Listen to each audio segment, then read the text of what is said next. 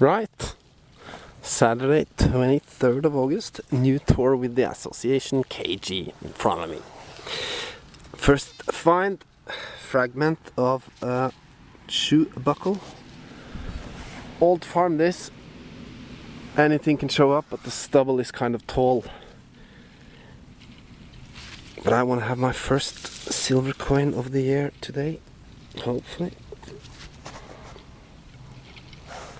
See what the day brings. And 6 minutes later, his twin. I'm definitely sticking in this corner. Yeah. 10 minutes later, his tripling, or whatever it's called. 3 of these suckers now. CA has woken up. Only missing Chris. Speculation, but I think I have something.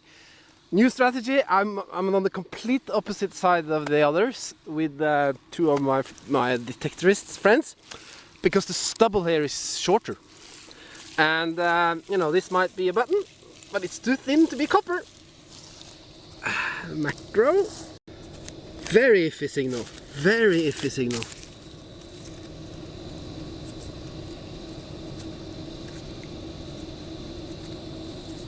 Nah. It's a button. It's a thin button. God damn it. When you see that edge, you get fooled.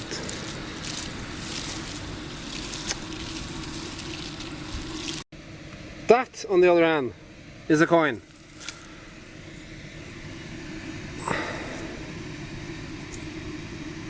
Yeah, no, wait a minute.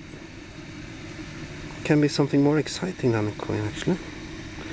I only have iced tea to clean it with. I think it's Danish, but it looks like a 3rd regiment military. Very strange. We'll keep this and we'll clean it very gently. It's either a Danish coin or a 3rd regiment mark of some sort. Cool. No, I'm not lucky, but Christian is. The medieval ring, missing the stone, but regardless. Jeg tror Norge lå litt etter den gangen. Jo, det er jo sikkert. Og det gjaldt noe sånn utvikling av motor og greier. And there's another fine brooch. So that's recordable as well. Maybe pre-medieval. Cool find. And these tend to show up, but it's a nice button. And the usual. Tron scores a cool buckle. Annual. How would you describe it, Tron? Double loop. Double loop annual. buckle. Annular double loop. Between 1450 and 1600. It's not a shoe buckle. No. It's a late medieval buckle. I think they're called double looped annular buckles. And they're not for shoes. No. Nice find. Now the stubble makes it hard, and I'm not doing very well, but other people are. This is übercool. So you have a hole on the top of his hat, and you have a hole between his legs, and if you take a closer look at his arm, you'll see that he's been holding something. So, very hard to date. It's an alloy, copper alloy. He has a belt with something that can be a pouch for gunpowder, or maybe monies. He has a beard. I don't think it's a toy, but he's not. He doesn't appear like some kind of religious person either. He's more of a hunter or a seafarer or something like that. He might be sitting on a horse, if you imagine a very flat horse, and he might be holding like a chariot or something. Kind of a cool thing. It's heavy, rather big. We're giving it to the archaeologists in the county, and they'll have to spend some time on this one, I guess. But the literature should be there. You can look through toys or religious artifacts or something like that. I don't think it's made in Norway. It could be made in Germany, I guess. Central Europe. Cool find. One of us strikes silver. 8 shilling. 809, I guess. Frederick the 6th. I think that's the only one. We're off. We're going to Sweden. Get some beer. Nice day, nice weather, nice people, cool. I watched it a bit, so you can see it. See it a little better now. They also come in 4 shilling. Right, so we have ended our little detecting tour today, and now we are in Sweden. This is a typical Norwegian pastime. Go to Sweden and buy meat and beer. Chris! And this is the worst guy ever. He buys so much, you can't believe it. We always have to wait for him. So I'm gonna follow him now, this time. Obviously the site we detected was close to the border. And when we do those sites, we always combine it with Joe's six-pack trip to King Oscar II's home base. Let's see if we can find something cool. I'm not having Budweiser, that's for sure. Worst beer in the century.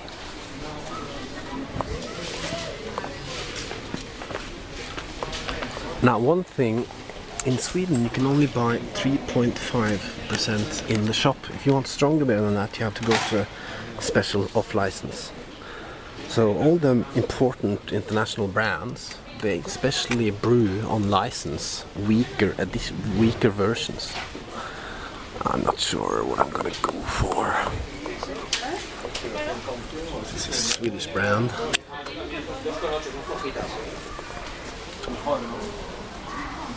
This is also Swedish. Tastes like water.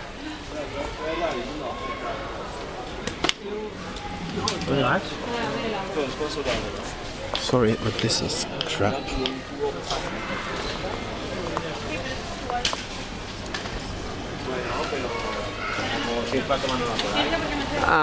You know what? I'll go for something Swedish that I haven't tried before. Tradition and handcraft and tradition. Thank you. This is a Swedish specialty. You know, they use dill for anything, and I love dill. It's the taste of summer. And here you can have it in potato chips. Tried to launch it in Norway a couple of years ago. No big success. I love it. This is definitely something you want to pick up in Sweden. Herring. Marinated herring in dill, spices, sour cream, onion. Especially that one in dill. I'm taking that one. Now we're talking. T-bone, half the price in Norway, less. Danish, dark color, nice marbling, not too thin.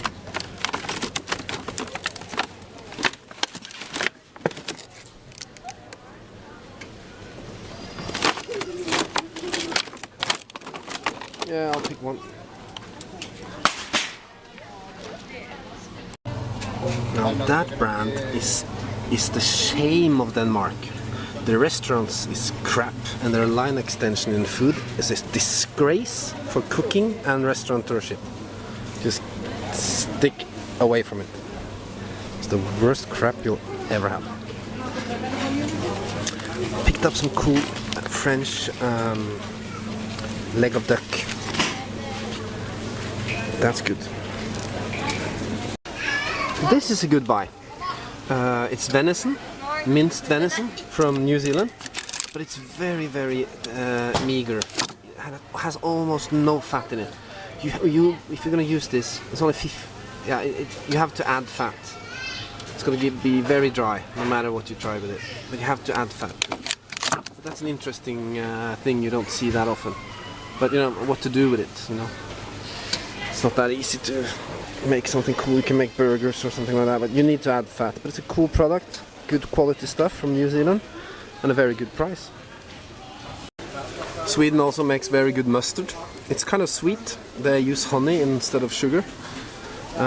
It's kind of sweet and hot at the same time. Always a good buy in Sweden. No, I can't find it. I was looking for one last thing, some foie gras, some duck liver pâté, but they don't have it.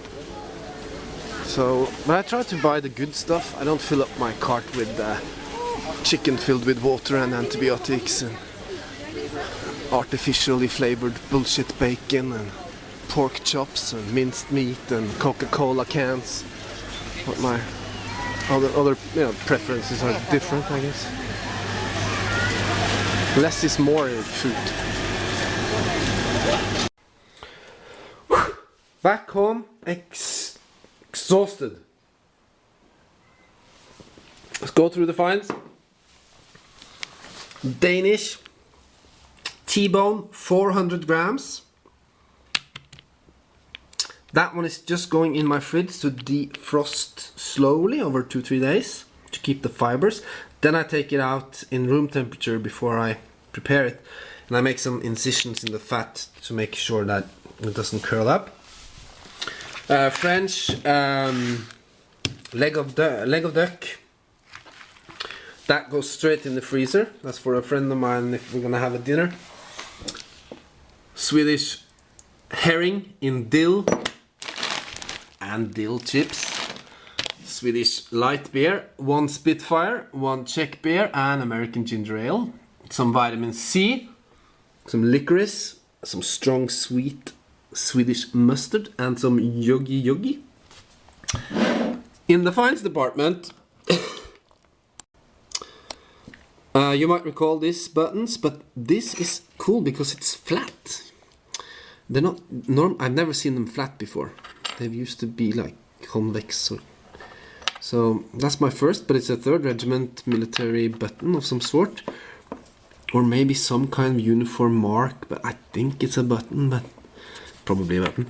And another button, which was like, you know, it's not going on the tree, but 1700s, big one with some incisions. That's kind of rotten, to be honest, but you know, it is what it is. I never find stuff on these club tours, but I did show you some of the other guys' finds, and I hope you enjoyed them. I'm very sorry that I can't join the other guys on Wednesday. They're leaving to Dave and Trish in Norwich with all the nice Americans, and they're gonna have a great time, Trond and Chris. But I can't join them. But I'm gonna try to compensate with a couple of digs in Norway. So thanks again for following me. A little strange movie as always, but you know, this is what it's about. Detecting beer and quality stuff. Peace out, brother. And thanks for all your nice comments about me posting a video again. I really appreciate it, and I try to answer some of you. Thanks, that makes it all worth it. Hope you enjoyed this one too. Okay, peace out.